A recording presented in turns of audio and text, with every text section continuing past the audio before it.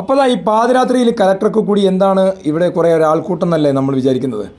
ഇത് നമ്മുടെ കൽപ്പറ്റ ടൗണിനടുത്ത് ബൈപ്പാസ് റോഡിൽ എൽസ്റ്റൺ എസ്റ്റേറ്റ് സർക്കാർ ഏറ്റെടുക്കുകയാണ്. അപ്പോൾ ഇതിനു മുമ്പ് ഏറ്റെടുത്തില്ലേ എന്നൊക്കെ ആൾക്കാർക്ക് സംശയം ഉണ്ടാവും. ഇതിനു മുമ്പ് ഒരു ഏറ്റെടുത്ത് ഉത്തരവൊക്കെ ഇറക്കിയായിരുന്നു. ആ സമയത്ത് എൽസ്റ്റൺ എസ്റ്റേറ്റ് മകൾ കോടതിയെ സമീപിച്ചു. 26 കോടി രൂപ മുണ്ടക്കൈ ചൂരൽമല ടൗൺഷിപ്പിന് വേണ്ടി ഭൂമി ഏറ്റെടുക്കുന്നതിന് വേണ്ടി എൽസ്റ്റൺ എസ്റ്റേറ്റിന് സർക്കാർ നൽകിയിരുന്നു. ട്രഷറിയിൽ തുക കെട്ടിവെക്കുകയും ചെയ്തിരുന്നു.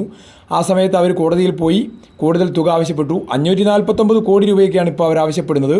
ഏതായാലും ഇപ്പോൾ 549 അല്ല, ഒരു 17 കോടി രൂപയും കൂടി കെട്ടിവെക്കണമെന്ന് ഇന്നലെ കോടതി പറഞ്ഞു. ഇന്നലെ രാത്രി തന്നെ ട്രഷറി തുറന്ന്, ആദ്യം പാതിരാത്രിയിൽ 11 മണിക്ക് ട്രഷറി തുറന്ന് 26 കോടി രൂപ കെട്ടിവെച്ചതുപോലെ ഇന്നലെ രാത്രി കലക്ടർ ഇടപെട്ട് ട്രഷറി തുറന്ന് 17 കോടി രൂപ കൂടി കൊടുത്ത് എസ്റ്റേറ്റ് ഏറ്റെടുക്കുന്ന ഉത്തരവ് രാത്രി തന്നെ പുറപ്പെടുവിച്ചു. ആ എസ്റ്റേറ്റിൽ ആ നോട്ടീസ് പതിക്കുന്ന ചടങ്ങാണ് ഈ കാണുന്നത് കേട്ടോ. ഇതാണ് ആ നോട്ടീസ്. അതായത് മുണ്ടക്കൈ ചൂരൽമല ഉരുൾപൊട്ടൽ ദുരന്തബാധിതരുടെ പുനരധിവാസത്തിനായി എൽസ്റ്റൺ എസ്റ്റേറ്റിൽ 68 ഹെക്ടർ ഭൂമി ഏറ്റെടുത്തിരിക്കുന്നു എന്നുള്ളതാണ്. ഇവിടെ മറ്റാരും അനധികൃതമായി അതിക്രമിച്ച് കടക്കരുത് എന്നൊക്കെ കൂടി പറഞ്ഞിട്ടുള്ള ഒരു നോട്ടീസാണ്. ദുരന്ത നിവാരണ നിയമപ്രകാരമാണ് ഭൂമി ഏറ്റെടുത്തിട്ടുള്ളത്. 2005 ദുരന്ത നിവാരണ നിയമം സെക്ഷൻ 34(9) പ്രകാരമാണ് ഭൂമി ഏറ്റെടുത്തിട്ടുള്ളത്. അപ്പോൾ സബ് കളക്ടറുണ്ട്, റവന്യൂ വകുപ്പിലെ മറ്റു ഉദ്യോഗസ്ഥരൊക്കെയുണ്ട്.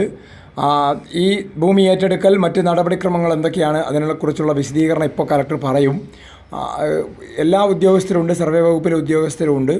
ബഹുമാനപ്പെട്ട കോടതിയുടെ ഡയറക്ഷൻസ് ഉണ്ടായിരുന്നു. 17 കോടി 70 ലാക്ക് സംതിങ് നമ്മൾ ബഹുമാനപ്പെട്ട കോടതിയുടെ രജിസ്ട്രിയിൽ കട്ടിവെച്ചിട്ട് ഭൂമി ഫിസിക്കൽ പൊസിഷൻ എടുക്കാനുള്ള നിർദ്ദേശനം ഉണ്ടായിരുന്നു. അതിൻ്റെ അടിസ്ഥാനത്തിൽ നമ്മൾ അത്ര പൈസ ഇന്ന കോടതിയിൽ കട്ടിവെച്ചിട്ട് ഫിസിക്കൽ പൊസിഷൻ നമ്മൾ ഏറ്റെടുത്തിട്ടുണ്ട്. അതിൻ്റെ നോട്ടീസാണ് നമ്മളിവിടെ ഒട്ടിച്ചിരിക്കുന്നത്. പിന്നെ ഇപ്പോൾ നേരെ നിർമ്മാണ പ്രവൃത്തികൾക്ക് പോകാൻ വേണ്ടി കഴിയും, മറ്റു തടസ്സങ്ങളൊന്നും ഇല്ല അല്ലേ? ഇല്ല, തത്കാലം നമുക്ക് ഫിസിക്കൽ പൊസിഷൻ കിട്ടിയതുകൊണ്ട് നാളെ മുതൽ നമുക്ക് വർക്ക് ചെയ്യാൻ ഒരു തടസ്സമില്ല. അപ്പോൾ ജില്ലാ കളക്ടർ പറഞ്ഞതുപോലെ നിർമ്മാണ പ്രവൃത്തികളൊക്കെ ആരംഭിക്കാൻ പോവുകയാണ്. രാവിലെ തന്നെ ഹിറ്റാച്ചി, JCB, ടിപ്പറുകൾ എല്ലാം എത്തിയിട്ടുണ്ട്. ആദ്യം ചെയ്യാൻ പോകുന്നത് ഇവിടുത്തെ തേയിലച്ചെടികളെല്ലാം പിഴുതുമാറ്റുന്ന ജോലികളാണ്. അതിനുശേഷം സർവേ ഉണ്ടാകും.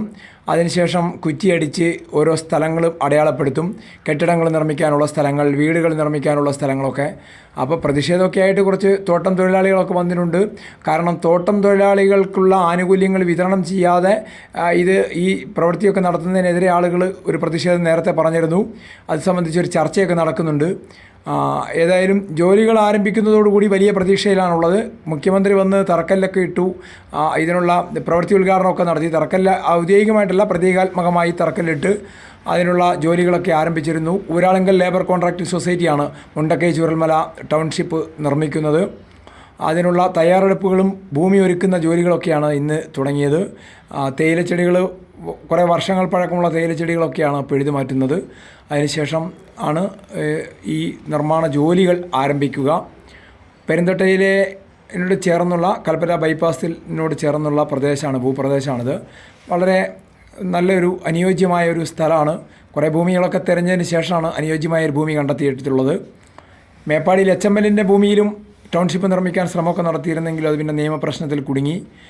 ഇപ്പോൾ ഇവിടെ മേപ്പാടിയിൽ നിന്ന് ഉള്ള ആളുകളെ എല്ലാവരെയും, ആദ്യത്തെ കുടുംബങ്ങളെയെല്ലാം 400-ലധികം പേരെ താമസിപ്പിക്കുന്നത് ഇവിടെയാണ്. ഗുണഭോക്തൃ ലിസ്റ്റൊക്കെ നേരത്തെ പബ്ലിഷ് ചെയ്തിരുന്നു. ഗുണഭോക്തൃ ലിസ്റ്റിൽ പെടാത്ത ആളുകളൊക്കെ അപ്പീലൊക്കെ നൽകിയിട്ടുണ്ട്. ഒരു 100ഓളം കുടുംബങ്ങളുടെ അപ്പീലുകൾ സർക്കാർ ഇപ്പോൾ പരിഗണിച്ചു കൊണ്ടിരിക്കുകയാണ്.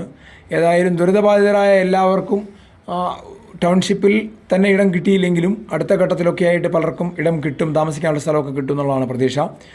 ഡിജിറ്റൽ സർവേയാണ് നടത്തുന്നത്. ഒരു ഹെഡ് സർവേയുടെ നേതൃത്വത്തിൽ 15 സംഘങ്ങളായി തിരിഞ്ഞിട്ടുണ്ട്. ഓരോ സംഘത്തിലും 3 മുതൽ 5 വരെയൊക്കെ ആളുകളൊക്കെ ഉണ്ട്. അവരിങ്ങനെ കുറ്റിയടിച്ച് അടയാളപ്പെടുത്തുകയാണ്.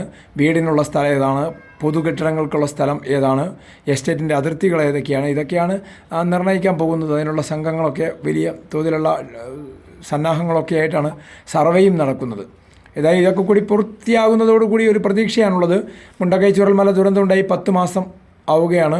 ആ സമയത്താണിപ്പോൾ ഈ വിഷു, ഈസ്റ്റർ പ്രമാണിച്ച് ഒരു ശുഭവാർത്ത വയനാട്ടിൽ നിന്ന് വരുന്നത്. അത് ഏകദേശം എല്ലാവരെയും ആശ്വാസകരമായൊരു കാര്യമാണ്. വേനൽ മഴയൊക്കെ വയനാട്ടിൽ നല്ലോണം പെയ്തുകൊണ്ടിരിക്കുകയാണ്. അടുത്ത ആശങ്കയൊക്കെ ആളുകളുണ്ട്. അതുകൊണ്ട് ഈ ഉരുൾപൊട്ടൽ ഭീതിയുള്ള വെള്ളപ്പൊക്ക ബാധിത പ്രദേശങ്ങളിലൊക്കെ മുൻകരുതൽ നടപടികളൊക്കെ ആയിട്ട് രക്ഷാപ്രവർത്തനമൊക്കെ നടത്താനുള്ള ശ്രമങ്ങളൊക്കെ ഒരു ഭാഗത്ത് നടക്കുന്നുണ്ട്. ജില്ലാ ദുരന്ത നിവാരണ അതോറിറ്റിയുടെ നേതൃത്വത്തിലാണ് അതൊക്കെ നടന്നുകൊണ്ടിരിക്കുന്നത്.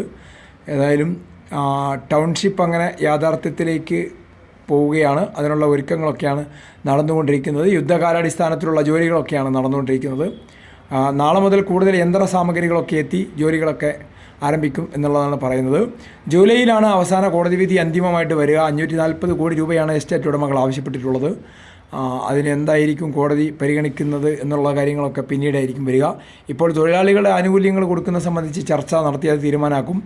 അതിനുശേഷം ഇപ്പോൾ കെട്ടിവെച്ച 17 കോടി രൂപയും അതിനു മുമ്പ് കെട്ടിവെച്ച 26 കോടി രൂപയൊക്കെ ഉണ്ട്.